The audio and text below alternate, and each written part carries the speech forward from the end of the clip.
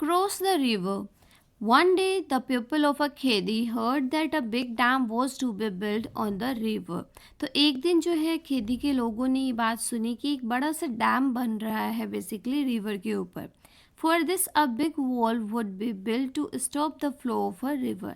और इसके लिए एक बड़ी सी दीवार को बनवाया जाएगा ताकि जो रिवर का बहाव है उसको रोका जा सके. Khedi and many nearby villages in that area would be drawn under water. और खेदी और बहुत सारे ऐसे विलेजेस थे जो कि एक्चुअल में पानी के अंदर डूब सकते थे. The people would have to leave their villages and their land on which their forefathers had lived for centuries. तो इस वजह से बिकॉज वहाँ पर पानी भर सकता था और वो लोग डूब जाते, तो इस वजह से वहाँ के बहुत सारे लोगों को वो विलेज जो है, वो गांव जो है और अपनी जो ज़मीन है जहाँ पर वो इतने सालों से रह रहे थे उसको छोड़ना पड़ा. Now, after a few days, कुछ ही दिन के बाद government officials along with the police started visiting these villages.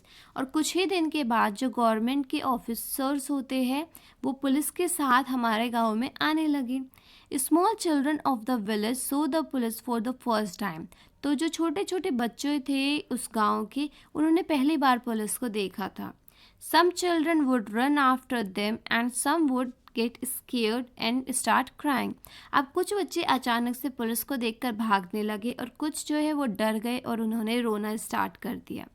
The officials measured the width and the length of the river, the field, the forest and the houses. और वो जो officials थे basically उन्होंने क्या किया, उन्होंने वहाँ को बेसिकली नापना स्टार्ट कर दिया, मेजर करना स्टार्ट कर दिया, चाहे वो उसकी विड्थ हो मतलब चौड़ाई हो या फिर लंबाई हो, रिवर की, फील्ड की, फॉरेस्ट की और हाउसेस की. Now they called meeting with the elders of the village. उसके बाद उन लोगों ने एक मीटिंग रखी जिसमें जितने भी बड़े बुजुर्ग थे विलेज के वो थे और जितने भी ऑफिशियल्स थे वो थे. Now they said villages on the bank of the river would have to be removed. कि जो भी रिवर के आसपास के villages है उन्हें वहाँ से हटाना पड़ेगा. People having land at a Khedi will be given land far away on the other side of a river. और जिनकी ज़मीन जो है वो खेती विलेज में थी उनको रिवर से दूसरे साइड पर ज़मीन दे दी जाएगी. They will have everything there. और वहाँ पर उन्हें सब सुविधा दी जाएगी, चाहे वो स्कूल हो, इलेक्ट्रिसिटी हो, बिजली हो, हॉस्पिटल हो, बसेस हो, ट्रेन हो या कोई भी सुविधा हो. They will have all that they could not even dream of here in a Khedi. और उन्हें वहाँ पर वो सारी सुविधाएं दी जाएगी जो कि वो खेदी विलेज में सोच भी नहीं सकते कि उनको मिल जाएगी. Jatriya's parents and most elders were not happy about living their village. अब वहाँ के जो बड़े बुजुर्ग थे और जो जात्रिया के पेरेंट्स थे, मम्मी पापा थे, वो इस फैसले से खुश नहीं थे कि उन्हें अपना विलेज छोड़कर जाना पड़ेगा. Listening to all this Jatriya would get a little scared but also feel excited. तो ये सारी बातें सुनकर जात्रिया जो है वो थोड़ा सा डर गया मगर वो थोड़ा सा एक्साइटेड भी था.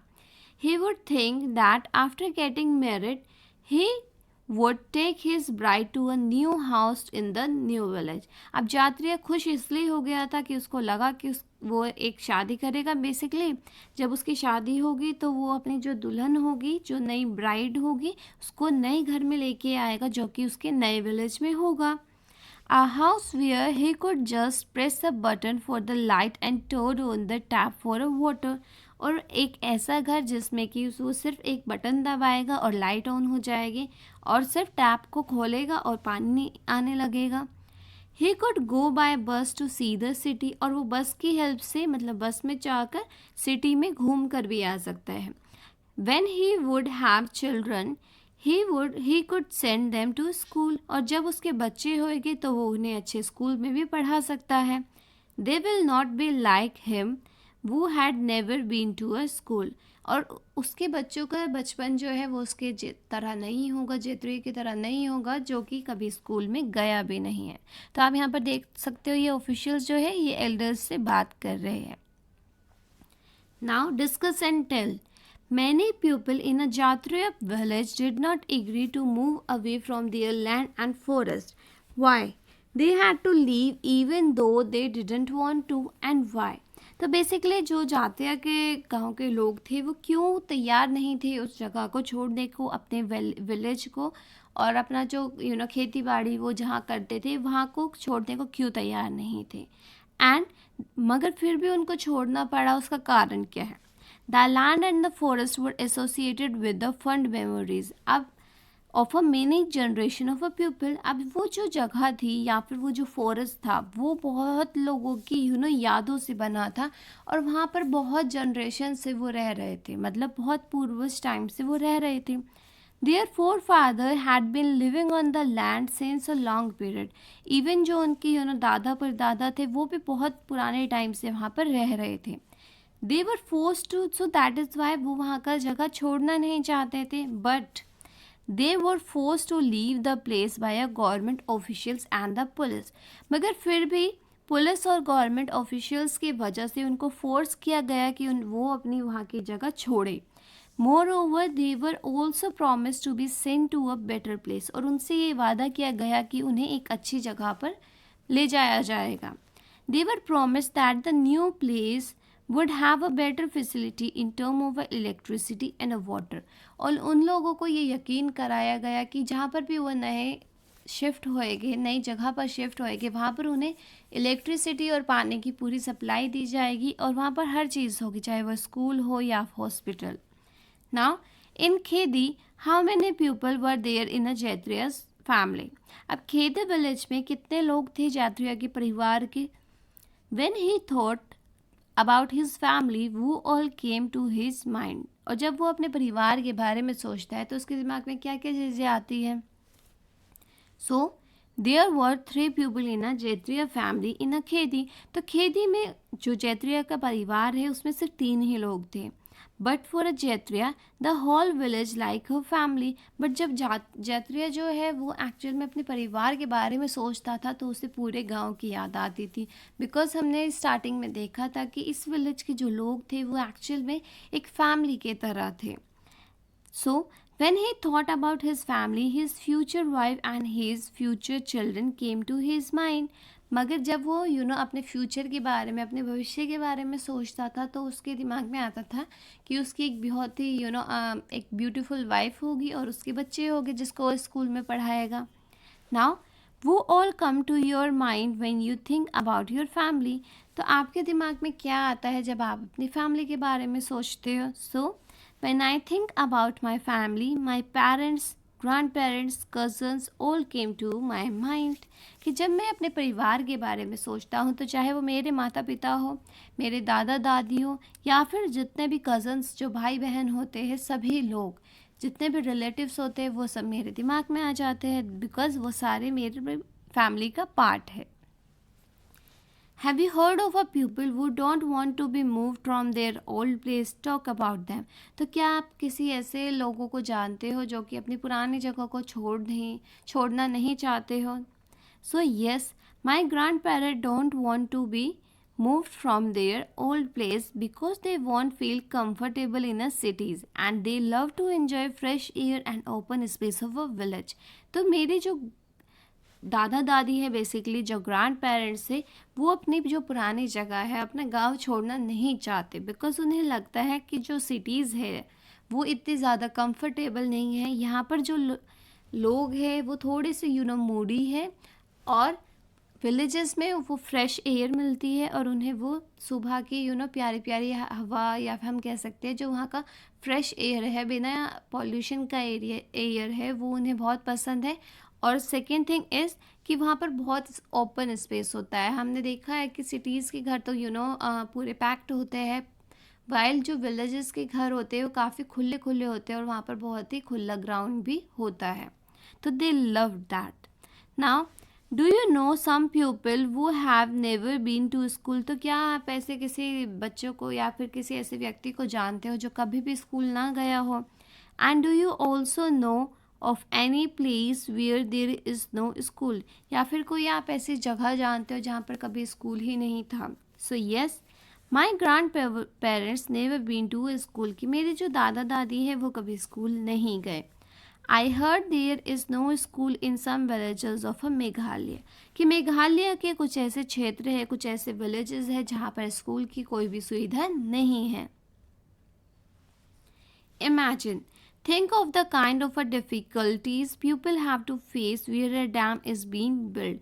तब आप सोचिए किस तरह की प्रॉब्लम्स जो है लोगों को झेलनी पड़ती है जब भी उनके आसपास जो है कोई भी डैम जो है वो बनता है. So people face many difficulty where a dam is been build. तो लोगों को बहुत तरह की तकलीफ़ होती है, बहुत तरह की प्रॉब्लम्स को झेलना पड़ता है जब भी कोई डैम जो है रिवर के ऊपर बनता है. So, people are forced to leave their place along with the family houses, farms, agricultural field get destroyed. तो बेसिकली होता क्या है कि गवर्नमेंट की साइड से इतना प्रेशराइज किया जाता है पुलिस की हेल्प से कि उन लोगों को अपना जगह जो है वो छोड़ना पड़ता है, अपनी फैमिली कि वो जगह जहाँ पर वो इतने टाइम से रह रहे थे, अपने गांव को, अपना जो एग्रीकल्चर का जो फील्ड है जहाँ पर वो काम किया करते थे, जो फॉरेस्ट था जहाँ से वो चीज़ें कलेक्ट करते थे, तो उन्हें अपने वो सारी पुराने यादों को छोड़ना पड़ता है और वहाँ से मूव ऑन करना पड़ता है. They have to relocate to a new place and have to struggle for a work, education and the medical facilities. और उन्हें नई जगह पर जाकर रहना पड़ता है मजबूरन, और वहाँ पर फिर वो मेहनत करते हैं, स्ट्रगल करते हैं, काम करते हैं, एजुकेशन करते हैं और मेडिकल फैसिलिटीज़. तो हर चीज़ के लिए जो है वो उनको स्ट्रगल करना पड़ता है. बिकॉज पहले हमने देखा था कि फॉरेस्ट की कुछ ऐसे प्लांट्स थे जो कि मेडिसिनल यूज़ में आ जाते थे, जहाँ पर वो उनको मेडिसिन की ज़रूरत नहीं पड़ती थी, वो उन प्लांट्स को ही यूज़ कर लेते थे. बट अब वो सिटीज़ में अगर लाइक क्षेत्रीय की अगर हम बात करते हैं तो वो सिटीज़ में आ गए, तो यहाँ पर उन्हें हर चीज़ जो है वो ख़रीदनी पड़ती है. So what we can say कि लोगों को जो है बहुत ज़्यादा स्ट्रगल करना पड़ता है जब भी वो नई प्लेस पे जाते हैं. बिकॉज ज़्यादातर जो विलेज के लोग होते हैं, एक तो वो इतने एजुकेटेड नहीं होते, वो इतने पढ़े लिखे नहीं हैं कि वो दूसरे प्लेस पे जाके बहुत जल्दी सेट हो जाए या फिर उन्हें जॉब मिल जाए. सो उनका काम जो है वो खेती बाड़ी का होता है और उनके लिए बहुत ज़्यादा स्ट्रगल हो जाता है कि वो दूसरी जगह पर जाकर अपने आप को सेट कर सके. लाइक अगर हम नए स्कूल में जाते हैं तो थोड़े टाइम के लिए हम लोग भी बहुत अनकंफर्टेबल हो जाते हैं, बट धीरे धीरे टाइम के साथ we also get comfortable with that environment. Now draw a picture of a Khedi village and a picture of Jatriya's dream village. Discuss the difference between them.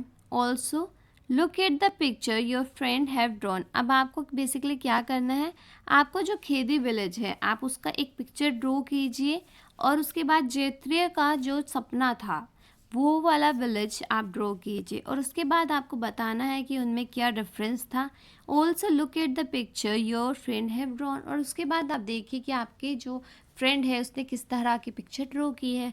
तो ये आपकी इमेजिनेशन के ऊपर है. बेसिकली आपको क्या लगता है कि खेदी का विलेज किस तरीके से होगा, या फिर कैसा जो जैत्रिया का ड्रीम विलेज था कि जिसमें उसने एक स्विच दबाया और इलेक्ट्रिसिटी आ गई और एक टैप ऑन करते ही पानी आ गया और वो अपनी नई वाइफ को वहाँ पर लेकर जाएगा. वहाँ पर हॉस्पिटल भी है, वहाँ पर स्कूल भी है.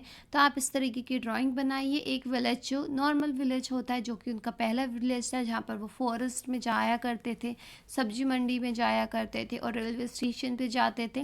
वाइल सेकेंड पिक्चर में आप क्या करोगे, आप हॉस्पिटल बनाओगे, स्कूल बनाओगे, वहाँ पर इलेक्ट्रिसिटी, घर जो है वो अच्छे से वेल फर्निश होगे जैसे सिटीज़ में होते हैं और बहुत ही सुख सुविधा वाली जगह होगी.